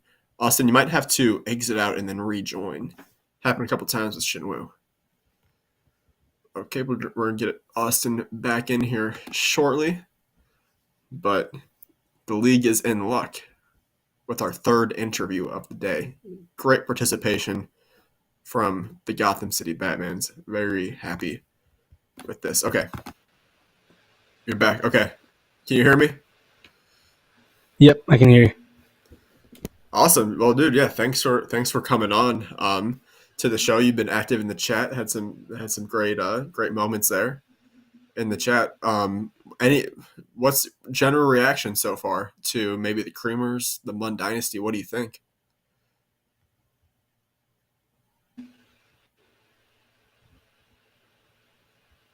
Sorry, I cut out there for a second. My internet kind of sucks. Oh, I can hear you now. General reactions to the show so far, maybe interview moments from the Creamers or the Munn Dynasty. What do you think? It's interesting getting some insight from the Munn Dynasty, some things I wasn't aware of. That would have been very interesting to see a Zach Wilson for multiple first-round picks. It was this close to happening. I may or That's may crazy. not have been in the trade room at the time. Oh my! Yeah, very close. That's a That possible. I mean, that's like a career ender, a franchise ender trade. When your franchise is like on the brink, and you just sell out for Zach Wilson, it'd be tough to come back Yeah. from. I mean, because we all know the new Jets starter is Mike White. That's obvious. Exactly. As a Jets aficionado, Yeah. you would know best here. Everyone, I didn't draft Zach Wilson. They thought, oh, what are you thinking? I was just saving out for the Mike White sweepstakes, and now we're back. The team loves him. He's playing good. So Oh, shout yeah. out to Mike White. It's weird to see. I guess they haven't been. They've been about as transparent as you can be in the NFL, basically saying, "Yeah, we don't like Zach Wilson." The whole team. It's gotta suck for him, man. Being just a second year guy and like no one's backing you up. No Yeah. one's got your back. It's rough, but at the Brutal. same time, when you throw for 72 yards and you say, "No, I didn't let the team down," that's a little bit. I mean, come on. Even if Don't take any. even if you don't believe it, you got to say to the media that, "Oh yeah, that's my bad." I agree. He needs to step it up, be able to take a little more responsibility for that. Mhm. But Austin, we're coming off week 14. We matched up in what I called the first real week of the playoffs, and Yeah. I did end up getting the victory, but it was a tough fought matchup. Definitely had me worried several times. Out of all things that happened on Monday night, your guy goes down 2 or 3 plays into the game, non-contact injury, when you had a chance to come back and take the lead potentially if you would have had one of those great nights. So it robbed you of that moment. It's tough way to win, but just general thoughts on the matchup and everything surrounding it. General thoughts is I hate Jerry Jeudy, my least favorite NFL player. Uh, but no, I mean, it stinks that the Denver offense decided to finally be good the 1 week I really needed them not to be. But I mean, all in all, it was a pretty tough matchup. I was hopeful that with Jones and Watson out, but I mean, CMC, he's always liable to go off. And Deshaun Watson, I guess he got the rust off. I know not a great performance, but 16 points, a lot better than what he did last time. And just altogether, it was just a tough fought matchup. And it stinks with Kyler Murray going down. I'm worried about him next season. I can say I'm happy that it happened early in the game so that I could just know, I'm losing this one. Didn't have to sweat it out.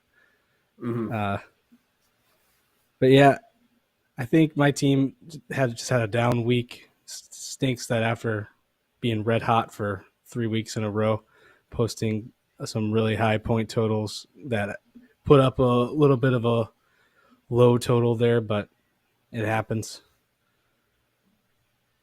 Right. So, I mean, looking forward now into next year, you've got a core group of some really solid young players. I mean, Joe Burrow and Justin Jefferson is as good of a combo as anyone, to build a team around. But I think if we notice one thing with your team, it's maybe the running back play suffered in comparison to previous years. And maybe you have some other thoughts on your team, but what are you going to be looking to do this offseason to make the transition to get to the playoffs, solidify your spot, possibly even before week 14 and, get a dominant record? What are you looking to do? Yeah, I definitely think I'm pretty close. I mean, it's a terrible way to go. I miss being just last overall, being really bad. But 2 straight weeks and 2 straight seasons where it's just last week winning you're in and I lose, which on one hand is pretty rough. On the other hand, it shows that I've been right in the mix for the last 2 years. You can even say last 3 years. I know because I think I finished 5th that year, 7th that year. So my team's close. Like you said, Joe Burrow is one of the best. I'd say top 3 quarterback in the NFL right now. Kyler, he's had some struggles, and obviously this injury is going to throw something in the works, but consistently been a QB1 in fantasy. And right now, I would say I have 4 starters in 4 more starters in 2023. It's Mike White. Looks like he'll probably get the job. I guess they could get someone else, but I don't think they're going to be high enough draft pick to really get a guy. Buccaneers, I think, they drafted Kyle Trask 2nd round for a reason. He'll probably get a shot when Brady retires or goes to a different team.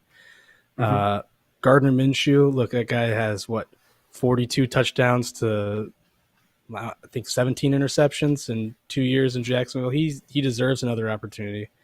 And who's my other guy? I should know. Oh, Kenny Pickett. Kenny Pickett, he's the starter. He's going to be in there for another year. It hasn't been the smoothest rookie season, but he's making a lot of good plays, and the stats are a bit deceiving just because about half of his turnovers were, games already lost. He's just got to chuck it down the field. 2 turnovers came because he was, I think, end of the half and end of the game in his first game when Trubisky already lost the game. So not his fault. He's just got to, either throw it up there or lose. So, but yeah, I think I've got a ton of quarterbacks. That's going to be a lot of help. I could definitely be active in the trade market there. Wide receiver wise, Jefferson, best in the league. Jalen Waddle, a little bit rougher with Tyreek Hill there now, but he's still a solid contributor. Terry McLaurin starting to put it together. He's getting more consistent and starting to be more explosive as well. So I'm really happy with that. And I still have Jamison Williams, went off for that big 40-yard touchdown last week. Once he's fully back from his ACL, he's going to be a monster. So wide receiver, I'm set. Traded next year's first round for TJ Hawkinson. He's been one of the most consistent. He doesn't have necessarily that big game talent that Andrews and Kelsey has, but he's been, I think in the last 3 years, he's one of 3 tight ends who's averaged more than 10 points a game in each of the last 3 years. So the only thing I need is running back, and I am a little concerned. I was more confident because I knew that James Robinson and Damian Harris were coming off contracts after this year, so I figured they'll go to a better place. But Damian Harris starting to have some injuries. I think he'll still be fine, but we'll see how that affects free agency. And James Robinson been getting benched lately, which is not good. Yeah. So, but the good news I can say, I think Devin Singletary is going to be a free agent too. He's played well. It's just I don't know how many times I've yelled at my TV or computer to give Singletary the damn ball. Like last week, his first rush went for like 2 yards. The first rush went for 3 yards. Second rush went for 9 yards, and they didn't give him a carry until like late in the second quarter. And it's like, come on, he's doing great, but they just don't want to run the ball. I know all about that one. That was part of the reason he became a free agent in this past draft. It's been a good signing in the sense that I desperately needed a running back, and he's been, I think, a RB2. It's just a low-end RB2. And those are kind of my 3 guys. Obviously, Najee. I think he's going to be back to form. He played well last season, and he's been playing well since the bye.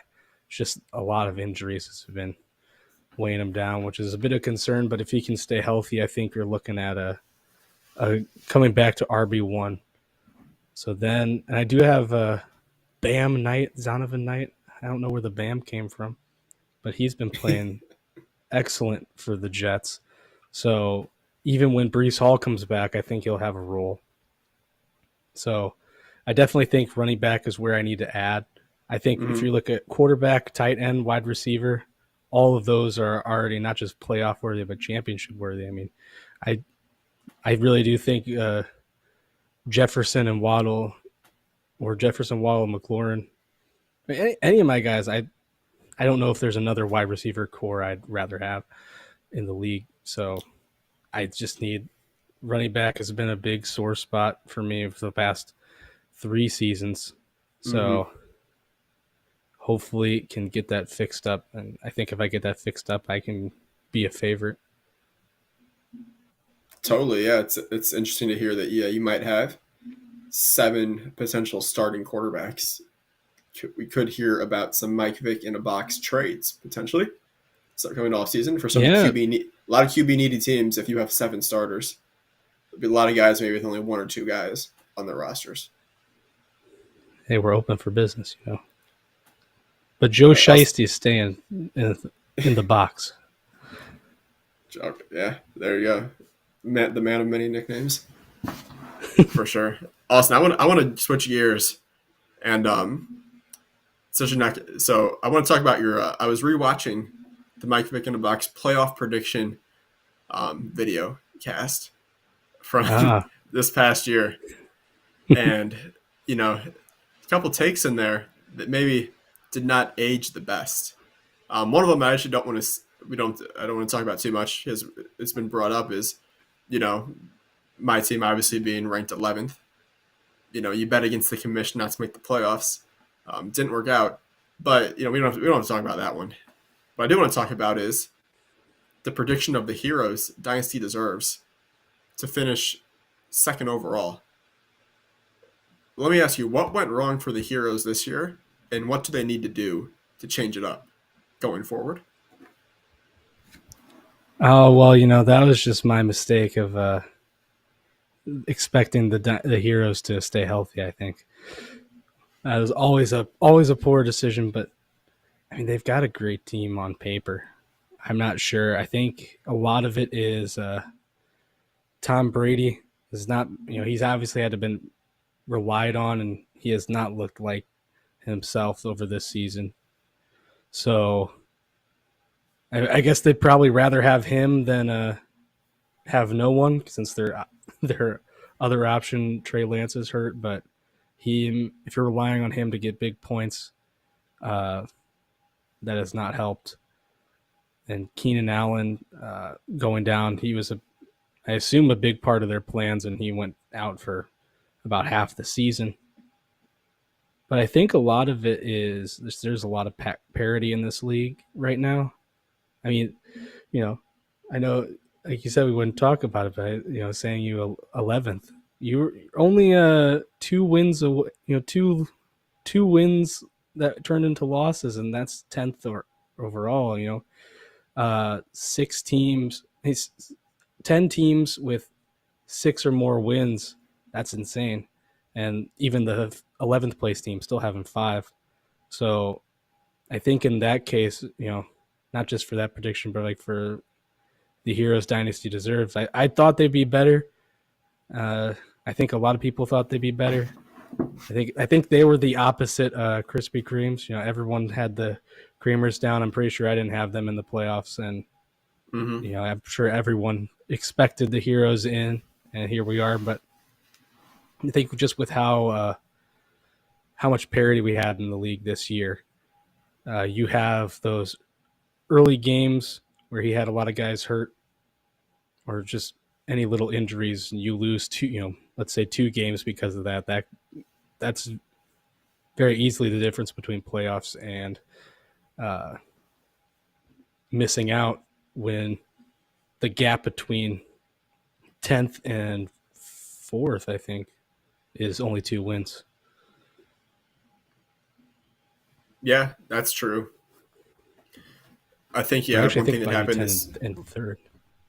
Yeah, I mean, sorry. Yeah, the gap was definitely close, and it also it's also a bit of an illusion, right? With some of these teams being stacked so closely, like teams like the Green Machine, who end up only having 8 wins on the season, but only scored, I think, like 5 less points than Mr. Beast's, and which equated to a 5-win differential between the two teams. Just being like accounted for by variance, essentially. Like the Green Machine really, like, realistically probably was like a 10-win team based on that points for, but just the way the season shook out this year, and getting cold at the wrong time too, knocked them back down to 8 wins. So it kind of looks like this big clump of teams that are all similar.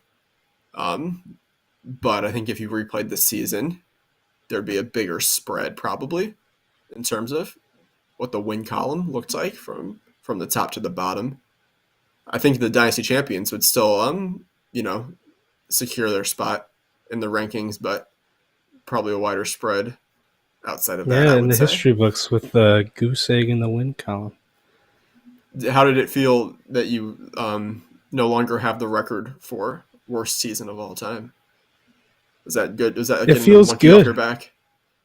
Yeah, it feels good, and I know that technically the Dynasty champions haven't beaten me for lowest scoring team, but that's because my lowest scoring came before PPR. I'm pretty sure if you added some receptions to mine, I could cover the 100 or so points that takes there. So I'm counting that as a moral victory as well overall.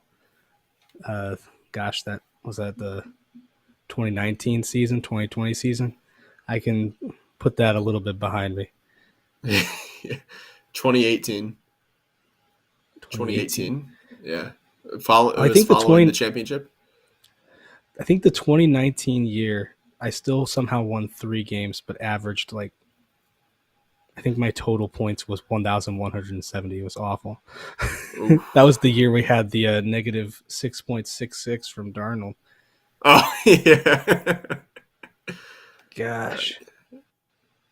Horrible. I'm looking at your standings right now. And Austin, since 2018, here's how many games you've won per season. 1, 3, 4, 6, 7. You're the only team that can say we have gotten better every single season according to the win column. Will that trend continue in 2023? Oh, absolutely. We're going for I'm going for 9 wins. I'll put that right there. Let's hope for that. Maybe not going to happen, but I think absolutely going to improve. I think that we're going to see a few teams fall off. I'll tell you, I think the Creamers have a good format. I don't know if they're sustainable. Obviously, banking on Goff, not always. I think it's something like he has 20 touchdowns in home games and 2 in away games, which is insane. I don't even know how that's possible, but I don't know if he's sustainable. Detroit's obviously a prime candidate to maybe draft a quarterback here. And I think that there's definitely a team in there. Misfits, obviously, hey, they win, and they're still the only team that I haven't beat in the league now that I've beaten the Beast since the expansion. I'm 0-4, so I don't want to talk too much trash, but I do think they're due for a regression, especially their quarterback situation. They've got Trevor Lawrence and not much else there. So Right.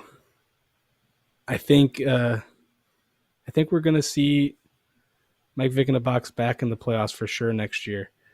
I've already been knocking on the door the last 2 seasons. If I can add some pieces, which I think I should, I'm not going to be losing anyone really important. So assuming people progress or even stay the same, and I add a few pieces here and there. So I do still have my first rounder, which is minimum 6th overall.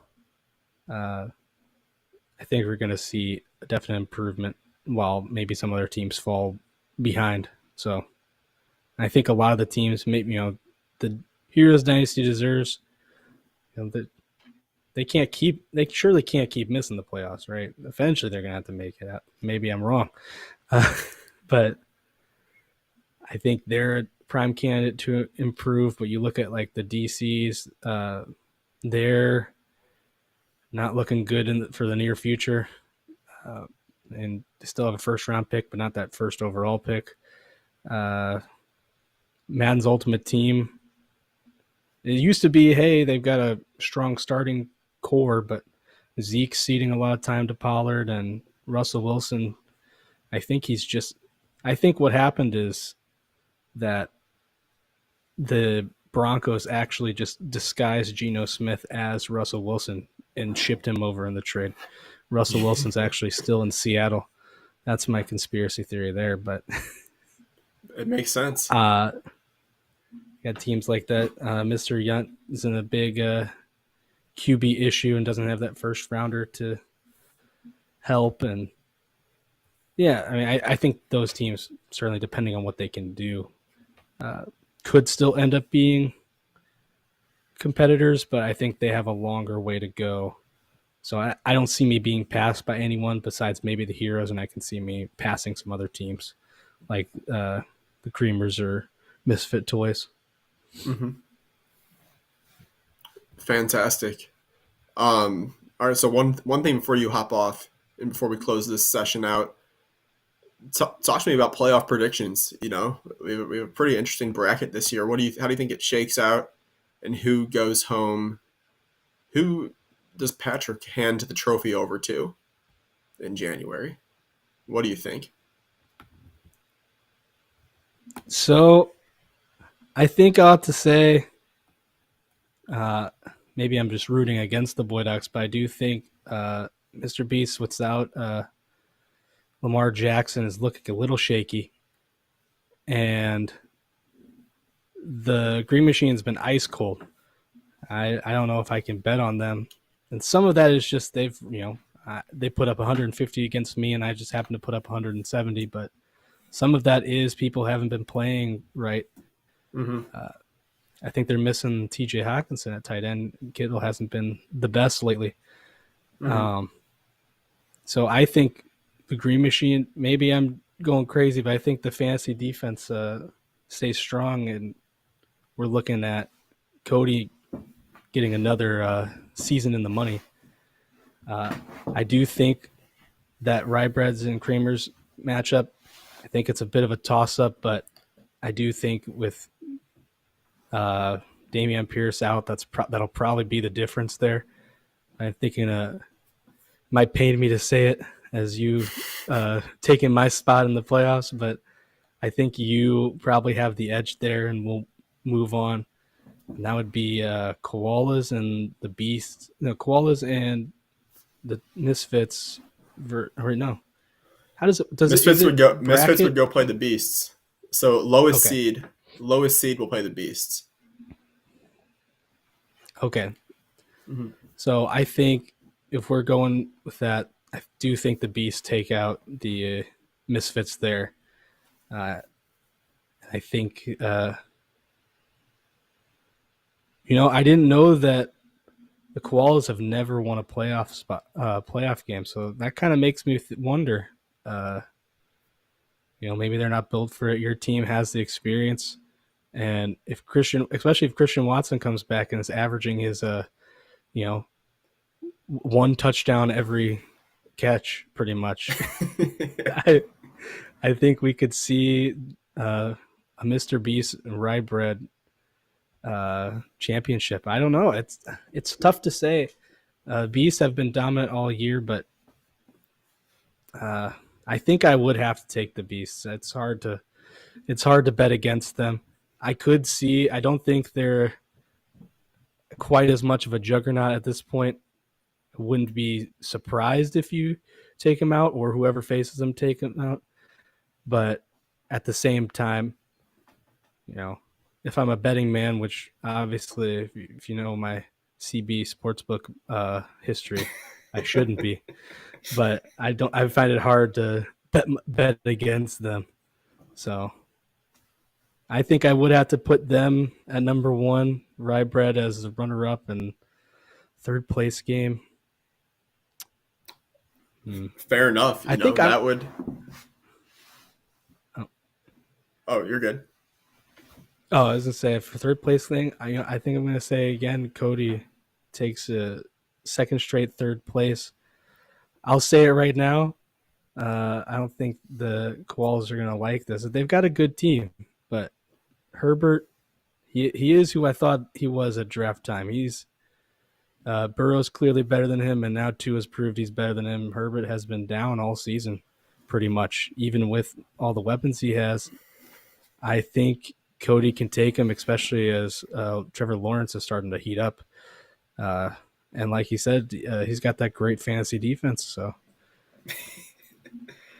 100%. Okay, I think the big punchline that will be taken away from this is Mike Vick in a box says by the end of this playoffs, the Koalas will be 0-5 in their franchise playoff history.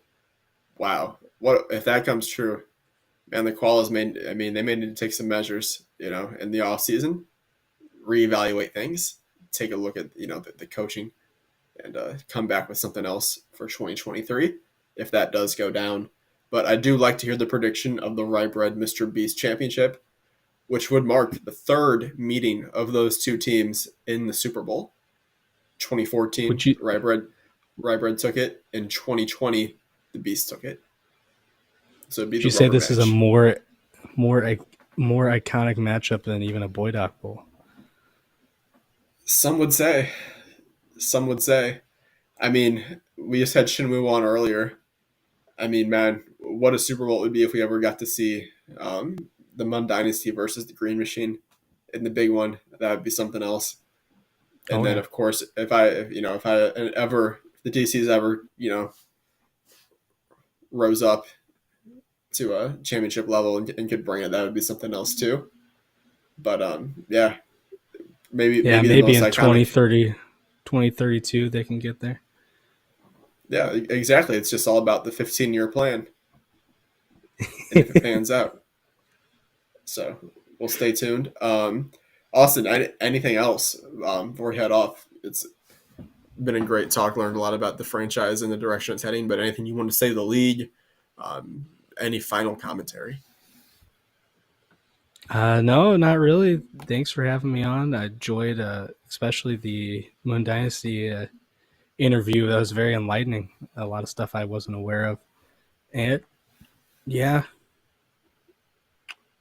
I'm just excited for next year. I'm excited for the draft lottery. That's the next thing up. that's what I'm going for. Hopefully, that number 6 ball gets lucky and I get the first overall pick. We'll see. Hopefully I didn't use up all my luck last year. Well, we'll definitely stay tuned. It's going to be a hell of an off season. A lot of big events, big drafts, 10th anniversary. But before that happens, we've got the Fantasy Football Playoffs. Big matchups, you guys. Stay tuned, and we'll see who makes it out with the trophy. Until next time, this is Rye Bread with Mike Vick in a box. We're signing off. Take care, everyone. Have a good night.